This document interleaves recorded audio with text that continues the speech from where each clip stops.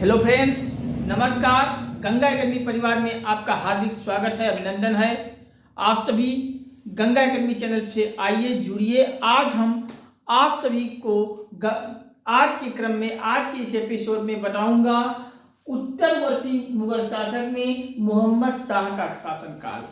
उत्तरवर्ती मुगल काल में मोहम्मद शाह के शासनकाल पर आप सभी से चर्चा होगी, वार्तालाप होगी, आप सभी से बातचीत होंगी।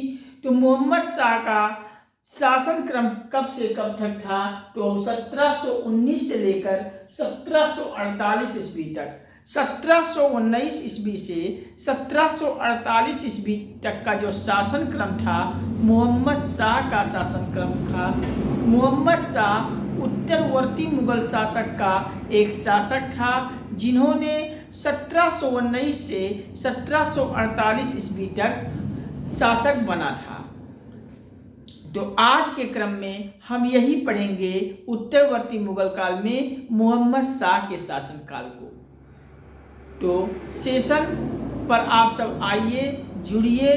बस आप सभी से यही गुजारिश करूंगा, यही बार बार अपील करूंगा, सहृदय कोट प्रणाम करते हुए आप सभी से गुजारिश करके अपील कर रहा हूं कि ये गंगा एकेडमी मंच आपका है, परिवार आपका है, प्लेटफॉर्म आप सभी का है। इस मंच पर आप सभी आइए, एक साथ आइए और चैनल को सब्सक्राइब कर लीजिए।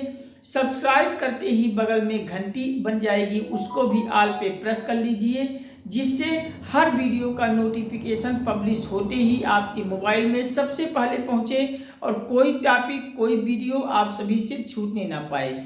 हर वीडियोस को आप सब देखिए, 2-4 बार लगातार देखिए, व्यवस्थित होकर, एकाग्र होकर देखिए, जिससे हर परीक्षा में जहां से क्वेश्चन आते हैं, कोई क्वेश्चन आपसे छूटने ना पाए। हर एक वीडियो में आपके लिए महत्वपूर्ण मसाला है, महत्वपूर्ण डोज है, और इस मसाला को, डोज को आप सब एक्सेप्ट कीजिए, क्योंकि आपके परीक्षा के दृष्टिकोण से हर एक वीडियो महत्वपूर्ण बनाई गई है, बेहतर से बेहतर बनाई गई है। और आप सब परीक्षा से पहले देख के जाएंगे तो परीक्षा निश्चित रूप से आप क्वालिफाई करके एक सरकारी नौकरी लेकर आएंगे। ये मेरा वादा है, विश्वास है। तो आप सभी चैनल को सब्सक्राइब करके बगल में घंटी दबा लीजिए, ऑल पे प्रेस कर लीजिए, जिससे हर वीडियो का नोटिफिकेशन सबसे पहले आपके मोबाइल में पहुंचे। और लाइक, शेयर, कमेंट के माध्यम से हमारा आत्मबल, आत्मविश्वास, हौसला बढ़ाते जाइए। हमें प्यार और सपोर्ट देते जाइए लाइक, शेयर, कमेंट से। ये आपसे बार बार गुजारिश करते हुए बार बार अपील कर रहा हूँ, सहृदय कोट प्रणाम कर रहा हूँ। व्हाट्सएप, फेसबुक, इंस्टाग्राम, ट्विटर तैयार हर सोशल साइट पर इसे हर ग्रुपों में शेयर कर दीजिए जी। इतना शेयर कीजिए कि संपूर्ण भारत के हर घर, हर परिवार, हर सदस्य तक गंगा एकेडमी पहुंच जाए। आप सभी इतना कर दीजिए। आप सब निरंतर गंगा एकेडमी से जुड़ते आइए। जल्द ही हम आप सभी के लिए डिजिटल बोर्ड पर आधारित कक्षाओं का भी शुभारंभ करेंगे। तो आप सभी हमें प्यार और सपोर्ट देते जाइए। आप सभी का प्यार और सपोर्ट मिलता रहेगा तो भारत के, संपूर्ण भारत के हर एक क्षेत्र की सभी प्रतियोगी परीक्षाओं का पूरा सिलेबस आपको कंप्लीट मिलेगी और साथ में पीडीएफ भी उपलब्ध होगी। आप सभी के प्यार और सपोर्ट के बल पे हम भारत के बेहतर से बेहतर, अच्छे से अच्छे एजुकेटर को आमंत्रित करके पूरा हर एक विषय की पूरी कंप्लीट तैयारी यहाँ से क्लियर करवाई जाएगी और पीडीएफ भी आप सभी को उपलब्ध होगी। बस आप सभी इतना प्यार और सपोर्ट बनाते जाइए। ये गंगा एकेडमी आपके लिए हमेशा निःशुल्क है और निःशुल्क ही बना रहेगा। अनपेड है, अनपेड ही रहेगा, कभी पेड चैनल नहीं बनेगा। ये मेरा वादा है। आप सभी इस वादा पर खरा उतरिए, जुड़ते जाइए निरंतर और हमें प्यार और सपोर्ट देते जाइए। तो चलिए, आज के क्रम में हम आधुनिक भारत के इतिहास की ओर, उत्तरवर्ती मुगल काल में हम पढ़ रहे थे। इस मोहम्मद शाह के शासनकाल में आज हम आ गए हैं। तो मोहम्मद शाह का शासन क्रम कब से कब तक था? तो मेरे प्यारे बच्चों 1719 से लेकर 1748 तक का जो समय पीरियड है, समय ड्यूरेशन है, ये मोहम्मद शाह का शासनकाल है। तो आपको परीक्षा में यही अगर पूछ लिया जाए कि निम्नलिखित में से 1719 से 1748 तक का जो शासन पीरियड है, समय ड्यूरेशन है, इसमें कौन शासक था? तो आपको मोहम्मद शाह लगाना है। मोहम्मद शाह लगा दोगे तो मेरे प्यारे बच्चों आपका क्वेश्चन सही हो जाएगा। तो आज यहाँ से परीक्षा में कौन कौन महत्वपूर्ण फैक्ट है सब डिस्कस करेंगे आपके सामने। तो चलिए एक एक फैक्ट को हम याद करते हैं। तो कॉपी पेन के साथ मेज टेबल पे बैठ जाइए और एक एक फैक्ट की चर्चा हम आप सभी से कर रहे हैं। तो मोहम्मद शाह का समय ड्यूरेशन कब से कब तक था? तो 1719 से 1748 तक का जो समय ड्यूरेशन है मोहम्मद शाह का काल था।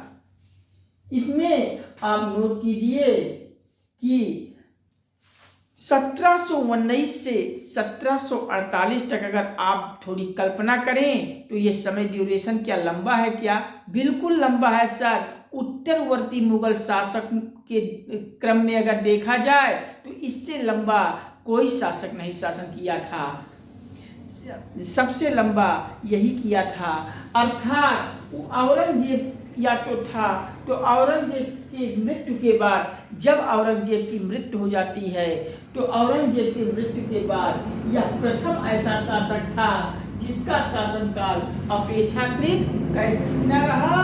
तो अपेक्षाकृत लंबा रहा था।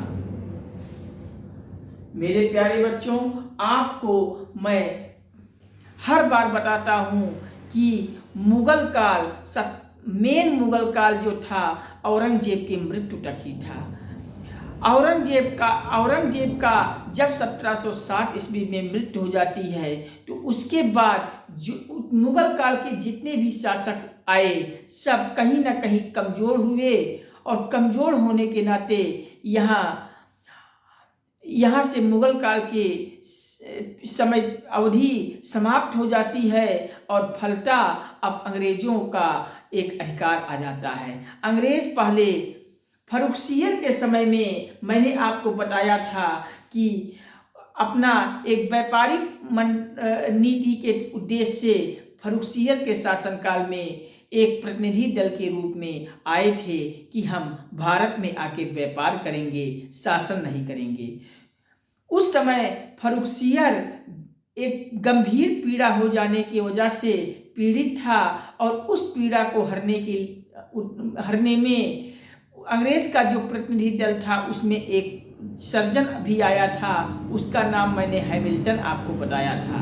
अगर आप सब पिछला वीडियोस को देखे हैं तो याद आ गई होगी। अगर नहीं देखे हैं तो पिछला वीडियो भी आप सब देखते जाइए, क्योंकि जब सीरियल से वीडियो देखेंगे तो आपकी आधी अधूरी जानकारी नहीं रहेगी, पूरा क्लियर आपका कॉन्सेप्ट तैयार हो जाएगा। इस नाते हर एक वीडियो को क्रम से देखिए। इससे पहले 2-3 वीडियो आपको पब्लिश हो चुका है, उसको देख लीजिएगा, फिर इसको देखिएगा। तो उसको सर्जन हैमिल्टन सफलतापूर्वक फर्रुखसियर का इलाज कर दिया और इलाज कर देने से फर्रुखसियर उस अंग्रेज के प्रतिनिधि दलों पर खुश हुआ और एक फरमान जारी किया। उस फरमान को भारतीय इतिहासकारों ने मैग्ना कार्टा कहा, जिसे महाधिकार पत्र भी कहा जाता है। तो आज हम पिछले क्रम में मैंने फर्रुखसियर को पढ़ लिया था, आज हम मोहम्मद शाह पढ़ेंगे 1719 से 1748 तक। तो औरंगजेब की मृत्यु के बाद यह फर्रुखसियर का शासन एक ऐसा शासन था जिसका शासनकाल अपेक्षाकृत लंबा है। तो याद कर लीजिए, परीक्षा में पूछ लिया जाए कि औरंगजेब के बाद सबसे लंबा शासक किसका था, तो मोहम्मद शाह का मेरे प्यारे बच्चों है अपेक्षाकृत लंबा शासन। इस नाते लिख लीजिए, औरंगजेब की मृत्यु के बाद यह मोहम्मद शाह एक ऐसा प्रथम शासक था जिसका शासनकाल अपेक्षाकृत लंबा था। मोहम्मद शाह के काल में सैयद बंधुओं का प्रभाव भी बढ़ता रहा। मोहम्मद शाह के काल में सैयद बंधुओं का जो प्रभाव था, ये प्रभाव भी सैयद बंधुओं का बढ़ता रहा। क्यों बढ़ता रहा? मैंने फर्रुखसियर वाले में आपको बताया था कि पिछले वीडियोज में कि फर्रुखसियर का जो शासन था वो सैयद बंधुओं में दो नाम मैंने बताया था, हुसैन अली खां शायद था और अब्दुल्ला खां था। अब्दुल्ला थे। इन्हीं दोनों के सहयोग से फर्रुखसियर का शासन था। तो जब शासन में सहयोग किए थे तो प्रभाव भी रहेगा। तो वही प्रभाव यहाँ भी बना रहा मोहम्मद शाह के काल में। तो मोहम्मद शाह के काल में सैयद बंधुओं का प्रभाव बढ़ता गया, प्रभाव बढ़ता रहा। अंततः मोहम्मद शाह के शासनकाल में अनेक राज्यों ने अपनी अपनी स्वतंत्रता की घोषणा कर दी। मोहम्मद शाह के शासनकाल में ही कुछ अनेक राज्यों ने अपनी अपनी स्वतंत्रताओं को लेकर एक घोषणा कर दी। और उस घोषणा में जो पहला राज्य घोषणा किया था वो राज्य आपको याद रखना है, आपके परीक्षा में प्रश्न पूछ लिया जाता है। वह राज्य था हैदराबाद। तो नोट कर लीजिए, मोहम्मद शाह के शासनकाल में अनेक राज्यों ने अपनी अपनी स्वतंत्रता की घोषणा करना प्रारंभ कर दी थी। सर्वप्रथम जिस राज्य ने अपनी स्वतंत्रता की घोषणा की वह राज्य था हैदराबाद, जिसकी हैदराबाद की स्थापना अगर देखें तो नोट कर लीजिए, हैदराबाद की स्थापना निजाम उल मुल्क आसफ जाह चिनकिज खान ने की थी। तो ये इतना लंबा नाम है, आपको याद करना पड़ेगा कि हैदराबाद की स्थापना किसने किया था। तो हैदराबाद की स्थापना ये निजाम उल मुल्क आसफ जाह चिनकिज खान ने की थी। तो मेरे प्यारे बच्चों, क्या प्रश्न आ जाएगा तो आप सभी का गलत होगा? नहीं सर, नहीं गलत होगा। आपका जवाब यही आएगा, निश्चित रूप से यही आएगा, क्योंकि हमें विश्वास है कि आप सभी बड़े मन से वीडियोस को देख रहे हैं और वीडियोस को देख ही नहीं रहे हैं, बल्कि हमें प्यार और सपोर्ट अपने लाइक शेयर कमेंट से दे रहे हैं। आप सब शेयर कर रहे हैं, संपूर्ण भारत के हर क्षेत्र के हर घर, हर परिवार, हर सदस्य तक वीडियो को पहुंचा रहे हैं। ये आप सभी हमें मोटिवेशनल दे रहे हैं। तो निश्चित रूप से बेटा आप सभी को संपूर्ण भारत की हर एक परीक्षा की तैयारी निःशुल्क कंप्लीट होगी, पूरा पाठ्यक्रम के अनुसार पूरा होगी। आपको अब आपके सामने गंगा एकेडमी आ गया है। अब आपको किसी भी महानगर में किसी भी कोचिंग में आपको पैसा देकर पढ़ने की ज़रूरत नहीं है, क्योंकि आपके साथ एक गंगा एकेडमी चैनल है। गंगा एकेडमी चैनल आपके लिए पूर्णतया निःशुल्क है और निःशुल्क ही रहेगा, अनपेड ही है, अनपेड ही बनकर रहेगा। आप सभी से कभी शुल्क नहीं लिया जाएगा। पूरी तैयारी आपको निश्चित रूप से यहाँ से मिलेगी, बस हमें प्यार और सपोर्ट देते जाइए। तो याद कर लीजिए, मोहम्मद शाह के शासनकाल में अनेक राज्यों ने अपनी अपनी स्वतंत्रताओं की घोषणा करना प्रारंभ कर दी थी। सर्वप्रथम जिस राज्य ने अपनी स्वतंत्रता को लेकर सबसे पहले घोषणा की थी वह राज्य है हैदराबाद। याद कर लीजिए, हैदराबाद की स्थापना अगर देखें तो हैदराबाद की स्थापना कौन किया था? निजाम उल मुल्क। लिख लीजिए, निजाम उल मुल्क, निजाम उल मुल्क आसफ जाह, निजाम उल मुल्क आसफ जाह चिनकिज खां, चिनकिज खां, निजाम उल मुल्क आसफ जाह चिनकिज खां ने हैदराबाद की स्थापना की थी। इसी के साथ ही अन्य राज्यों ने भी अपनी अपनी स्वतंत्रता की घोषणा की थी।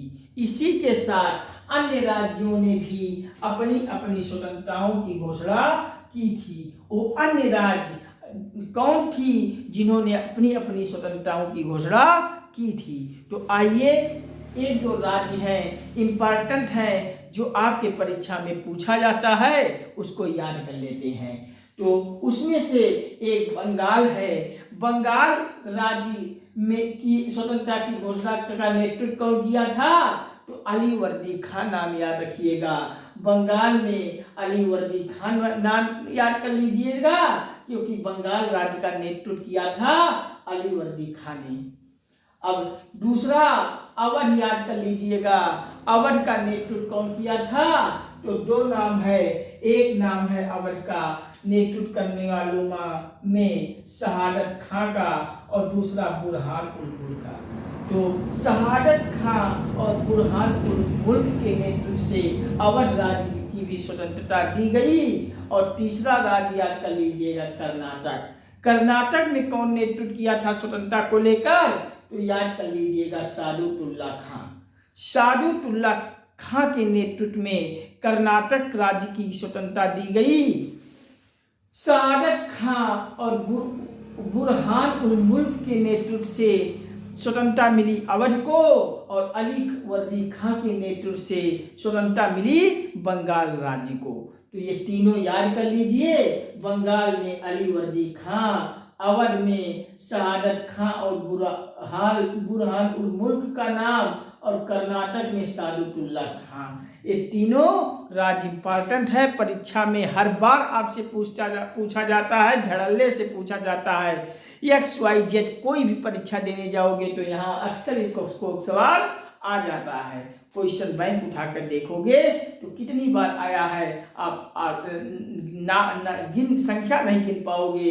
इस नाते आप सब ये सब फैक्ट याद कर लीजिएगा मेरे प्यारे बच्चों। मोहम्मद शाह के काल में कई महत्वपूर्ण घटनाएं घटी। मोहम्मद शाह, हम पढ़ रहे हैं मोहम्मद शाह का शासनकाल, और मोहम्मद शाह के शासनकाल में कई महत्वपूर्ण घटनाएं घटी। कुछ घटनाएं इंपॉर्टेंट हैं तो उसको आइए देख लेते हैं। मोहम्मद शाह के काल में कई महत्वपूर्ण घटनाएं घटी थी। इसमें अब तक दक्षिण भारत तक की घटनाएं सीमित रही। कहां तक सीमित रहे? तो मोहम्मद शाह के काल में जो महत्वपूर्ण घटनाएं घटी थी, अब तक दक्षिण भारत में घटनाएं सीमित रही।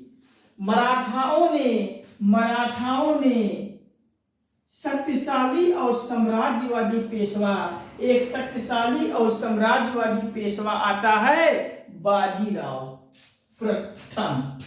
बाजीराव प्रथम ने 1737 ईस्वी तक बाजीराव दिल्ली तक पहुंच गया था। कहां तक पहुंच गया था मेरे प्यारे बच्चों? तो दिल्ली तक पहुंच गया था।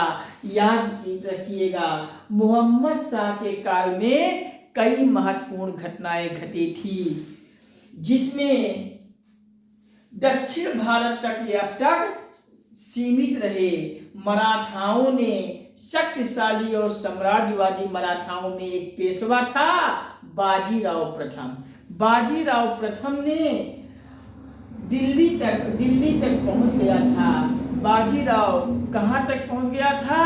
तो दिल्ली तक बाजीराव पहुंच चुका था। अब यही बाजीराव जब दिल्ली तक पहुंच चुका था, तब अब यहीं पे हो जाती है नादिर शाह का आक्रमण, जो आपकी परीक्षा के दृष्टिकोण से महत्वपूर्ण है। नादिर शाह का आक्रमण कैसे भारत के सोने के चिड़िया को बर्बाद करने वाला एक नाम आता है नादिर शाह। तो नादिर शाह का भारत पर आक्रमण कैसे होता है, और भारत पर नादिर शाह के आक्रमण का दुष्प्रभाव क्या हुआ, आइए जानते हैं। तो आप सब इतना पॉइंट लिख लीजिए, हम थोड़ा सा साइड में हो जाते हैं, फिर नादिर शाह के आक्रमण पर आप सभी से चल रहे हैं।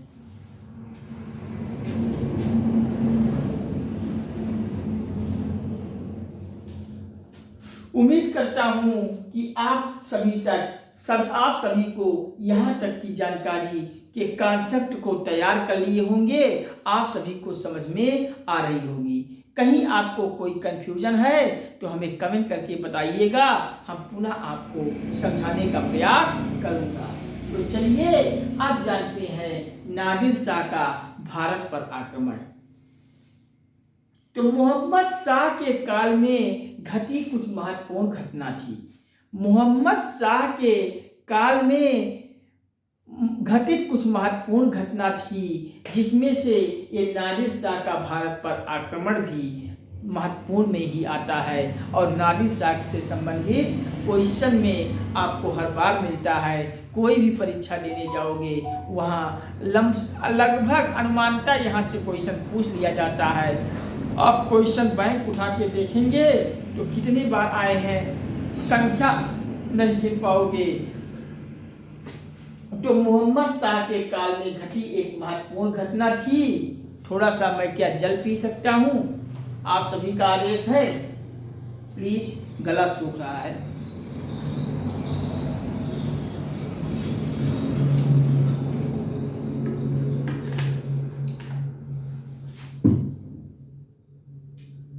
नादिर शाह के आक्रमण का भारत पर क्या दुष्प्रभाव पड़ा, आइए जानते हैं। मोहम्मद शाह के काल में ही कुछ महत्वपूर्ण घटना घट जाती है, जैसे फारस का नेपोलियन। नादिर शाह कौन था? तो फारस का एक नेपोलियन था।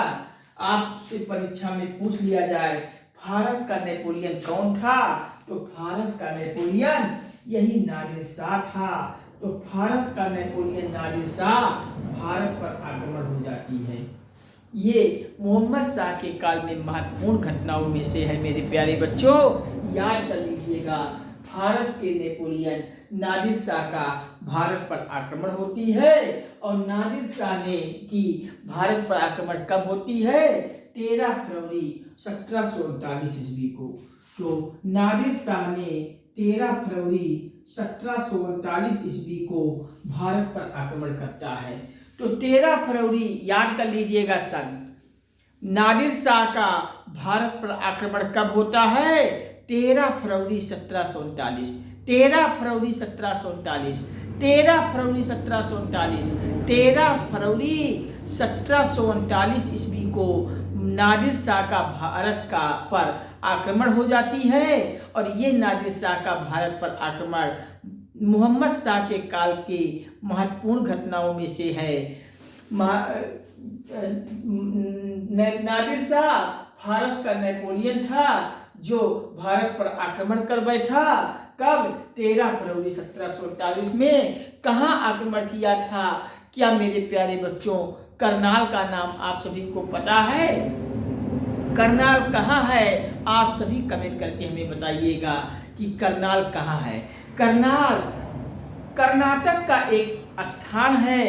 तो वही कर्नाटक में करनाल के स्थान पर नादिर शाह का आक्रमण हो जाती है। कब? 13 फरवरी 1739 में। तो नादिर शाह का भारत पर आक्रमण 13 फरवरी 1739 ईस्वी को करनाल कर्नाटक में होती है। तो करनाल कर्नाटक नहीं, हरियाणा है। मैं ही कंफ्यूज हो गया था। नादिर शाह ने, आप सब थोड़ा करेक्ट कर लीजिएगा, मैंने करनाल को अभी आपको कर्नाटक बता दिया था। का दोनों में था। तो मुझे कर्नाटक मेरे मुंह निकल गया वाणी से, जो कि गलत है। मैं सत्यापित कर रहा हूँ। करनाल कहाँ है? तो हरियाणा में। आप लिखिए, करेक्शन कर लीजिएगा। नादिर शाह का भारत पर आक्रमण होती है 13 फरवरी 1739 में। कहाँ होती है? करनाल में होती है। करनाल कहाँ है? हरियाणा में है। हरियाणा में एक स्थान है करनाल। यहीं पर 13 फरवरी 1739 में नादिर शाह का आक्रमण हो जाती है। और इस युद्ध में मोहम्मद शाह की सेना को नादिर शाह ने बुरी तरह से पराजित कर दिया। अब मोहम्मद शाह की सेना का सत्यानाश कर डाला। मोहम्मद शाह की सेना को बुरी तरह से पराजित करने वाला कौन था? तो नादिर शाह था। नादिर शाह ने मोहम्मद शाह के सेना को बुरी तरीके से पराजित कर दिया। कहाँ? करनाल हरियाणा में। कब? 13 फरवरी 1739 में। तो याद कीजिएगा, फारस के नेपोलियन नादिर शाह का भारत पर आक्रमण होती है। नादिर शाह ने 13 फरवरी 1739 को 13 फरवरी 1739 को नादिर शाह ने करनाल अर्थात हरियाणा के युद्ध में मोहम्मद शाह की सेना को बुरी तरीके से परास्त कर दिया, बुरी तरीके से पराजित कर दिया, सत्यानाश कर दिया। किसको? मोहम्मद शाह की सेना को। और आपसे पूछा जाता है नादिर शाह कितने दिन तक दिल्ली में रहा, तो कुल 37 दिन नादिर शाह भारत दिल्ली में रहा। ये 37 दिन नादिर शाह दिल्ली में रहा था। ऐसा सवाल भी पूछ सकता है कि निम्नलिखित में से बताइए नादिर शाह दिल्ली में अधिकतम कितने दिनों तक रहा, तो नादिर शाह दिल्ली में कुल 37 दिनों तक रहा, 37 दिनों तक रहा। तो 37 दिन तक नादिर शाह दिल्ली में रहा और यहाँ दिल्ली से वो कितना लूट कर ले गया, तो ये 70 करोड़ रुपए, 70 करोड़ रुपए। मेरे प्यारे बच्चों, 70 करोड़ रुपया कुछ रुपया होता है। 70 करोड़ रुपया जिसके पास हो जाए उसके भाग्य संवर जाते हैं, उनको कहीं नौकरी करने की जरूरत नहीं है। क्या मेरे प्यारे बच्चों, अगर आपको 70 करोड़ रुपया कोई दे दे तो आप UPSC, UPPSC, SSC, bank, railway, Bharat के प्रतियोगी परीक्षा को ट्रेन में की गर्दी सहसा के परीक्षा देने जाओगे? नहीं देने जाओगे। आप किस लिए नौकरी की परीक्षा की तैयारी कर रहे हो? रुपए के लिए, अपनी गरीबी को समाप्त करने के लिए। तो अगर आपको 70 करोड़ रुपया कोई दे दे तो 70 करोड़ रुपया कुछ रुपया होता है। तो वही नादिर शाह ने दिल्ली में कुल 37 दिनों तक रहा और दिल्ली से कितना लूट कर ले गया, तो 70 करोड़ रुपया ले गया। मेरे प्यारे बच्चों, वास्तव में जो हम पढ़ते आए हैं आज तक कि भारत सोने की चिड़िया थी, तो वास्तव में भारत सोने की चिड़िया थी, लेकिन ये नादिर शाह, अहमद शाह अब्दाली जैसे कुछ आए भारत को बर्बाद करने के लिए। इन्होंने नादिर शाह जैसे, अहमद शाह अब्दाली जैसे कुछ लोग सत्यानाश करने के लिए भारत में आए और सत्यानाश करके चले गए। और आज भी वो नादिर शाह है, आज भी अहमद शाह अब्दाली हैं। आप जरा कल्पना करके देखोगे तो आपको पता चलेगा जो दिल्ली के कमान पे बैठे हुए हैं, कहीं ना कहीं उनके मन में, उनके माइंड में नादिर शाह ही की नींद चलती है, अहमद शाह की ही नींद चलती है। तो आज भी ये आक्रमण हो रहे हैं, लेकिन आक्रमण कुछ दूसरे रूप में हो रहे हैं। जनता को आज भी बर्बाद किया जा रहा है। तो मेरे प्यारे बच्चों, आज के जो अहमद शाह अब्दाली हैं, आज के जो नादिर शाह हैं, उनसे जरा बच के रहिएगा। आप थोड़ा अपने विवेकानुसार सोच के अपने मत का प्रयोग कीजिएगा, क्योंकि दिल्ली के कमान में, दिल्ली के शासन में कभी भी नादिर शाह जैसा, अहमद शाह अब्दाली जैसे व्यक्ति को कभी बैठाना नहीं है। तो चलिए, ज़्यादा राजनीति पे हम नहीं चलेंगे, क्योंकि एक टीचर को, एक अध्यापक को राजनीति से कुछ अलग होना चाहिए। तो फिलहाल थोड़ा एग्जाम्पल आ गया था तो मैंने दे दिया, लेकिन अब चलते हैं अपने टॉपिक पे। मोहम्मद शाह के काल में कुछ महत्वपूर्ण घटना घट जाती है, जिसमें फारस का नेपोलियन नादिर शाह का भारत पर आक्रमण होती है। ये आक्रमण हुआ कब? तो 13 फरवरी 1739 में होती है, करनाल हरियाणा में। और इस युद्ध में मोहम्मद शाह की सेना को नादिर शाह ने बुरी तरीके से पराजित कर दिया, सत्यानाश कर दिया, और दिल्ली में वो 37 दिन तक रहा। और इन 37 दिनों तक दिल्ली में क्या किया? सिर्फ लूट खसोट ही किया, बाकी कुछ नहीं किया। तो 37 दिनों तक नादिर शाह दिल्ली में रहकर जगह जगह की लूट खसोट ही करता रहा, और उस लूट में कुल 70 करोड़ रुपए लूट कर ले गया था। कितना ले गया? 70 करोड़ रुपया ले गया।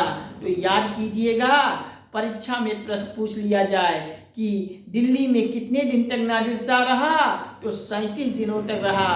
कितना लूट कर ले गया, तो 70 करोड़ की रकम लूट कर ले गया। कब आक्रमण हुआ था नादिर शाह की? 13 फरवरी 1739 में। कहाँ हुआ था? करनाल हरियाणा में हुआ था। फारस का नेपोलियन था नादिर शाह, और उसने 3 वर्षों ये जो 70 करोड़ रुपया ले गया अपने शासन में, अपने राज्य में, तो वह मेरे प्यारे बच्चों इस 70 करोड़ रुपए का असर क्या उसके राज्य में दिखा? चूंकि जब शासक कर लगाती है तो कहीं ना कहीं उस राजस्व को अपने सेना में, अपने जनता में हित के लिए कर लगाती है कि कहीं से अगर कर के रूप में लूंगा तो कहीं उस कर का जनता को फायदा दे दूंगा। तो जो 70 करोड़ रुपए की रकम भारत से नादिर शाह ले गया, तो वो 70 करोड़ रुपया अपने राज्य में ले जाकर 3 वर्षों तक, कितना? 3 वर्षों तक अपने जनता के लिए कोई कर नहीं लगाया था।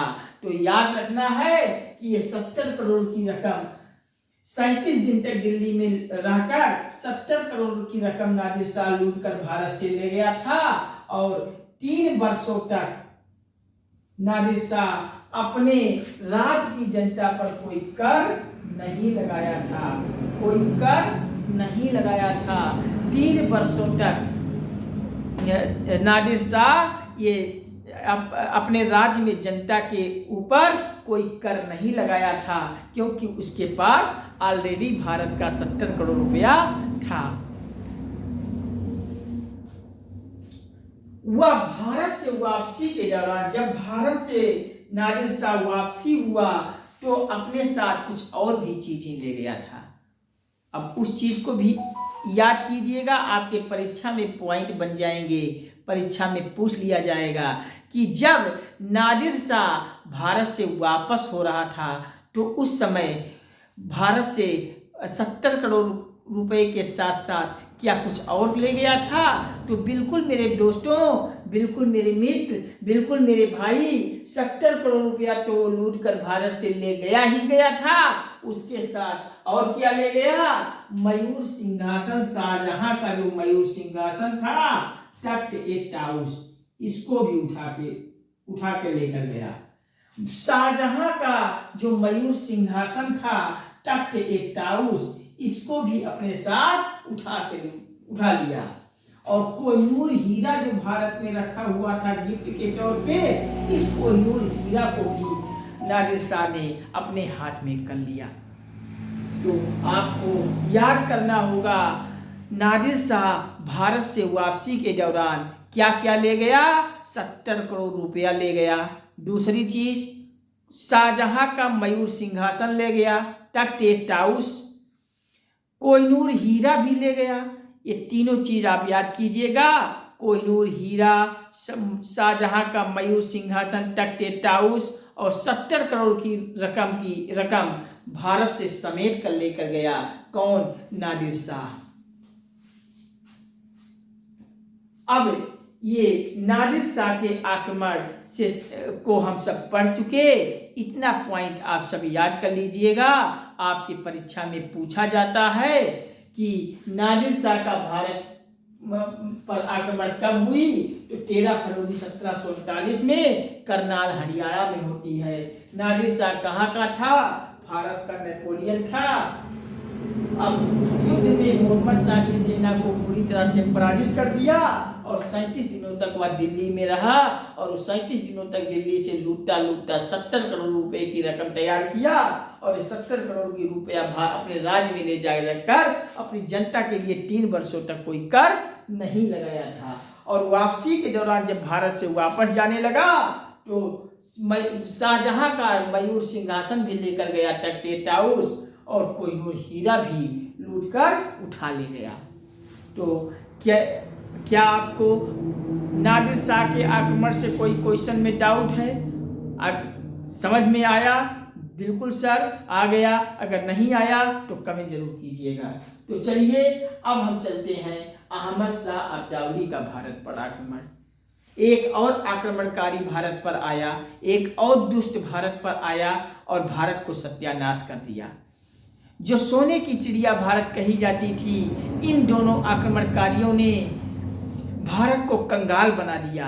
तो हम अब पढ़ते हैं अहमद शाह अब्दाली का भारत पर आक्रमण, और अहमद शाह अब्दाली ने भारत पर क्या दुष्परिणाम किया, आइए हम जानते हैं। थोड़ा सा ब्रेक दे देते हैं, आप सब अपने माइंड को फ्रेश कर लीजिए, जल पी लीजिए।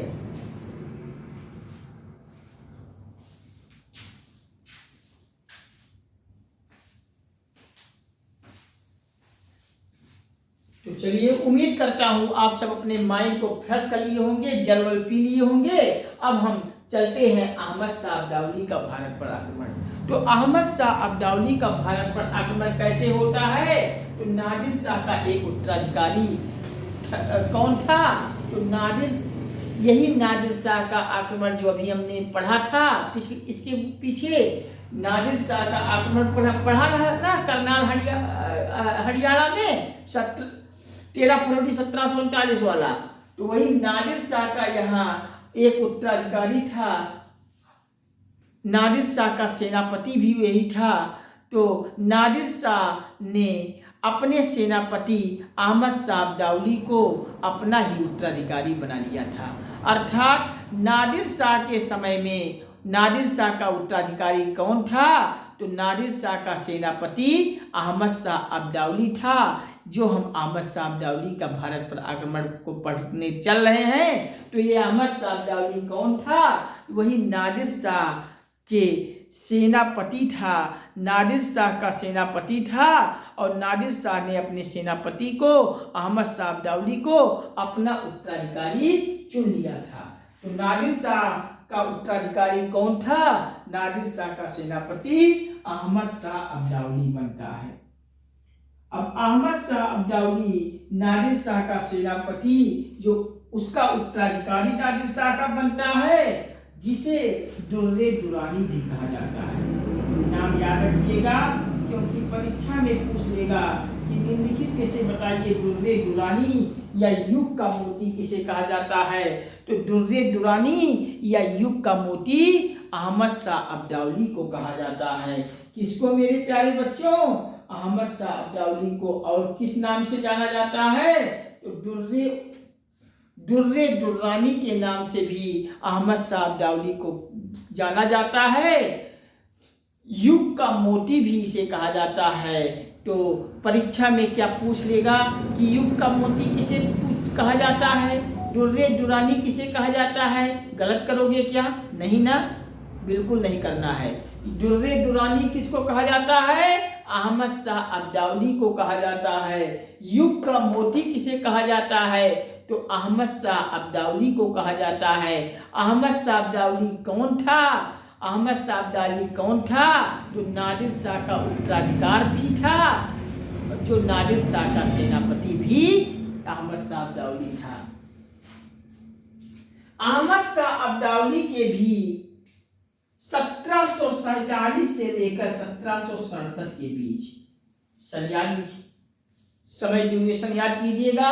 अहमद शाह अब्दाली के भी 1747 से 1767, 1747 से 1767 के बीच भारत पर अहमद शाह अब्दाली का कई आक्रमण हुआ। भारत पर अहमद शाह अब्दाली का कई आक्रमण हुआ।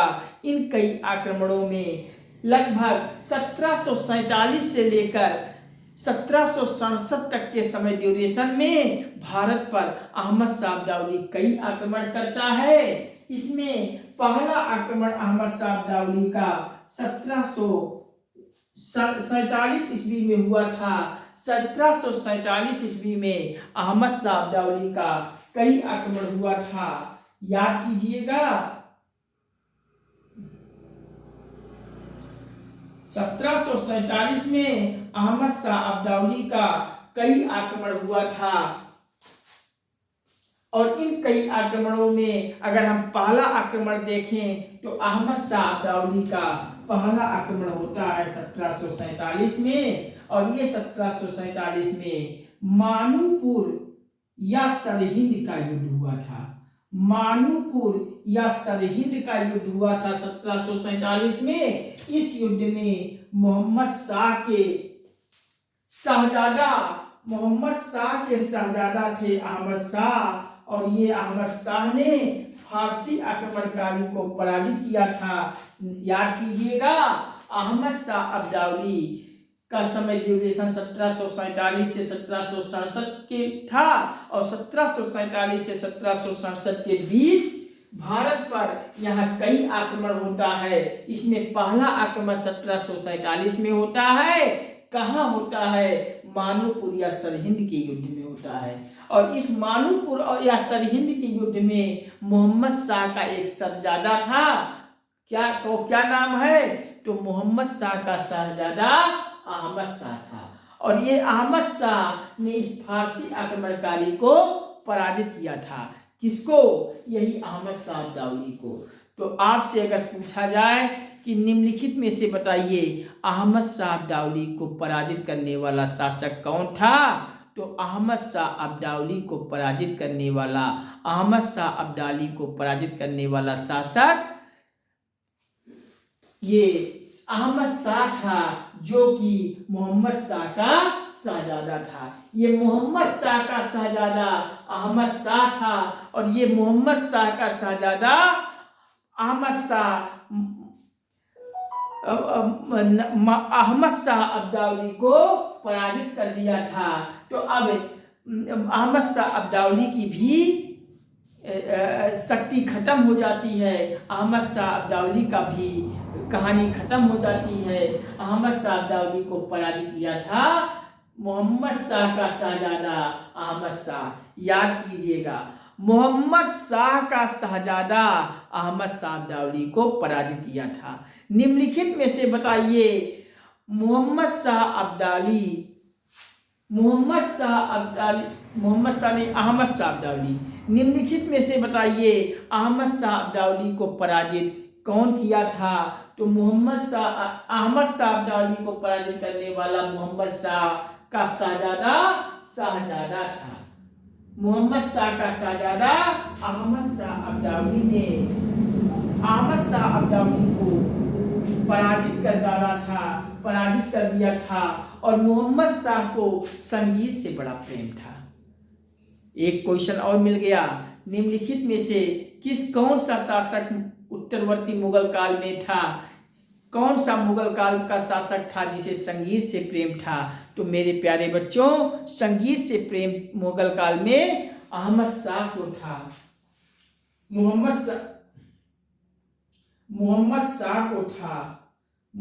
शाह को संगीत से काफी लगाव था। मोहम्मद शाह को संगीत से काफी लगाव था, संगीत से काफी प्रेम था मोहम्मद शाह को। ये मोहम्मद शाह जो है, ये संगीत से इसे काफी लगाव था। मुगल वंश के इतिहास का सर्वाधिक विकास, मुगल वंश में संगीत का सर्वाधिक विकास कौन किया था? तो मुगल वंश में संगीत का सर्वाधिक विकास यही मोहम्मद शाह के शासनकाल में हुआ था। याद रखिएगा, मोहम्मद शाह को संगीत से बड़ा प्रेम था, संगीत से बड़ा लगाव था। किसको? मोहम्मद शाह को। मोहम्मद शाह को संगीत से बड़ा लगाव था। और मुगल वंश के इतिहास में अगर देखा जाए तो मुगल वंश के इतिहास में सर्वाधिक संगीत का विकास किसके शासनकाल में हुआ था? तो मोहम्मद शाह के शासनकाल में हुआ था। मुगल वंश के इतिहास में संगीत का सर्वाधिक विकास मोहम्मद शाह के शासनकाल में हुआ था। याद कर लीजिएगा, मोहम्मद शाह को एक और नाम से जाना जाता है। कुछ इतिहासकारों ने मोहम्मद शाह को कहा है, तो क्या कहा है? तो मेरे प्यारे बच्चों, मोहम्मद शाह को रंगीला के नाम से भी जाना जाता है। मोहम्मद शाह को निम्नलिखित में से और किस नाम से जाना जाता है? तो मोहम्मद शाह को निम्नलिखित में से रंगीला के नाम से भी जाना जाता है। रंगीला के नाम से किस मुगल वंश को जाना जाता है? तो किस शासक को रंगीला के नाम से जाना जाता है, या मुगल वंश के किस शासक को रंगीला के नाम से जाना जाता है? तो मोहम्मद शाह। मोहम्मद शाह को रंगीला के नाम से भी जाना जाता है। याद कर लीजिएगा फैक्ट, रंगीला किसे कहा गया है, किस शासक को कहा गया है, किस मुगल वंश के शासक को कहा गया है? तो मोहम्मद शाह को रंगीला भी के नाम से जाना जाता है। लेकिन रंगीला तो जाना जाता है, लेकिन आपसे पूछ लिया जाए मोहम्मद शाह यानी रंगीला शासक मोहम्मद शाह का मूल नाम क्या है? तो मेरे प्यारे बच्चों याद कीजिएगा, मोहम्मद शाह का मूल नाम रोशन अख्तर है। रोशन अख्तर निम्नलिखित में से किस शासक का नाम है? तो रोशन अख्तर मोहम्मद शाह का मूल नाम है, और मोहम्मद शाह को रंगीला के नाम से भी जाना जाता है। तो क्या मेरे बच्चों मोहम्मद शाह को आप सभी भूलेंगे? नहीं सर, अब खोपड़ी में फील हो गया, अब मर जाएंगे फिर भी नहीं भूलेंगे। जिंदगी का 7 जन्म ले लोगे फिर भी इतिहास भूल के आना तो बताइएगा। सबसे रोचक आपको इतिहास लगने वाला है, बस आप सब बने रहिए मेरे साथ। तो रंगीला किस शासक को कहा गया है? मोहम्मद शाह को रंगीला के नाम से जाना जाता है। मोहम्मद शाह का मूल नाम रोशन अख्तर है। अब हम पढ़ेंगे अहमद शाह। अहमद शाह कौन था? यही मोहम्मद शाह का शहजादा था, जिन्होंने अहमद शाह अब्दाली को पराजित किया था। अहमद शाह अब्दाली को पराजित करने वाला मोहम्मद शाह अब्दाली को पराजित करने वाला अहमद शाह अब्दाली को पराजित करने वाला मोहम्मद शाह का शहजादा अहमद शाह पराजित किया था अहमद शाह अब्दाली को। अहमद शाह का शासनकाल 1748 से 1754 तक आता है। 1748 से 1754 तक शासक बना था अहमद शाह, किसके बाद? मोहम्मद शाह के बाद। मोहम्मद शाह की जब मृत्यु होती है तो अहमद शाह अगला शासक बनता है। मोहम्मद शाह की मृत्यु के बाद शासक अगला कौन बनता है मुगल काल का? तो मुगल काल का उत्तरवर्ती मुगल का अगला शासक मोहम्मद शाह के बाद अहमद शाह बनता है।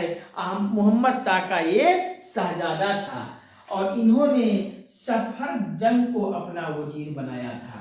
कौन? मोहम्मद शाह ने अपना वजीर किसे बनाया? तो सफदरजंग को बनाया था।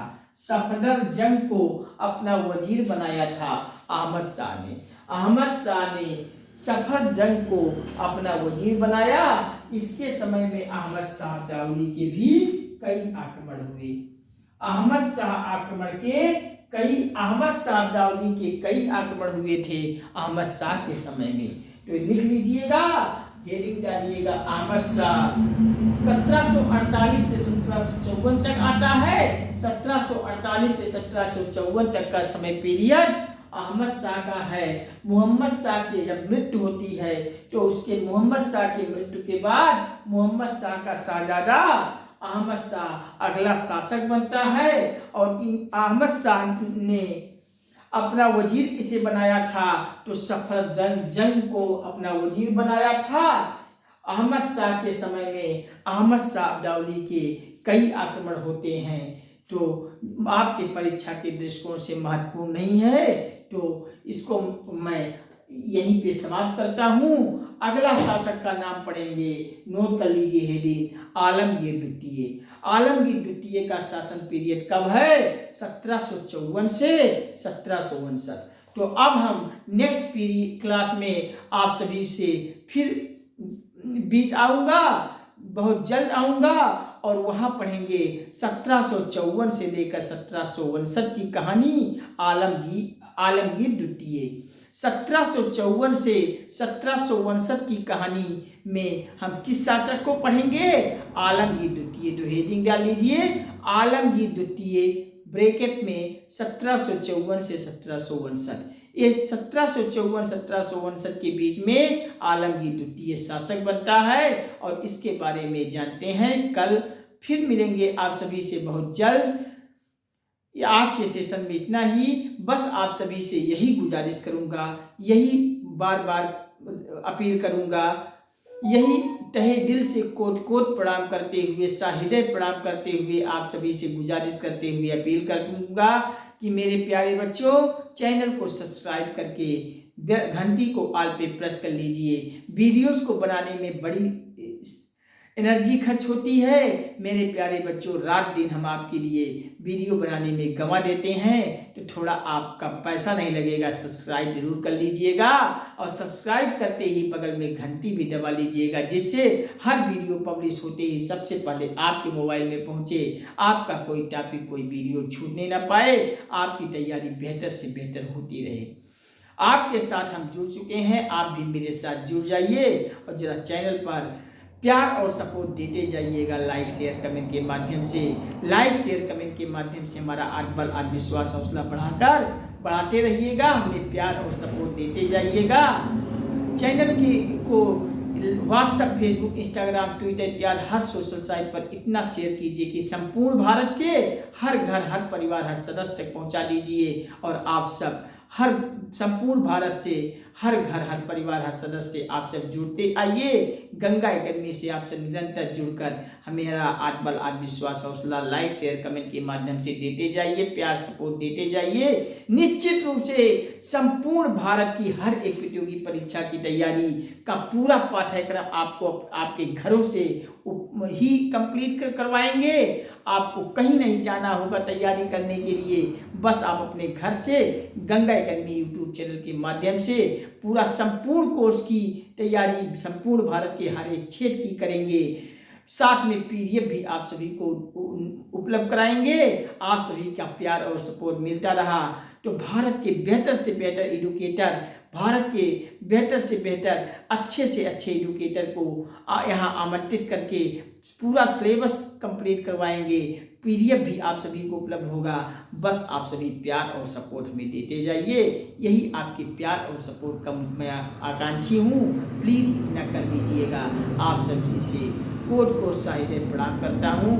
तो चलिए आज के सेशन में बस इतना ही। इसके आगे के क्रम में जुड़ता हूँ अगले वीडियो में बहुत जल्द। तब तक के लिए नमस्कार। Thank you watching for this video. जय हिंद, वंदे मातरम, जय श्री राम, राधे राधे बच्चों। हर हर महादेव, हर हर गंगे। फिर मुलाकात होती है बहुत जल्द। आज का वीडियो क्लास बस इतना ही, फिर मुलाकात होती है। बब्बा, थैंक यू वेरी मच।